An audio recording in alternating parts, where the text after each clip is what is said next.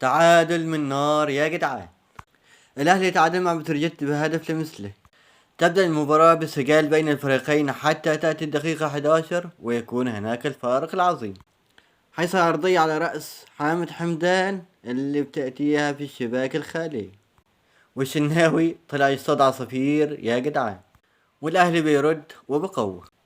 تريزيجيه يراوغ ويعمل تسديدة صاروخية، لكن العارضة بتقول لا، وينتهي الشوط الأول بنتيجة 1-0 لبتروجيت.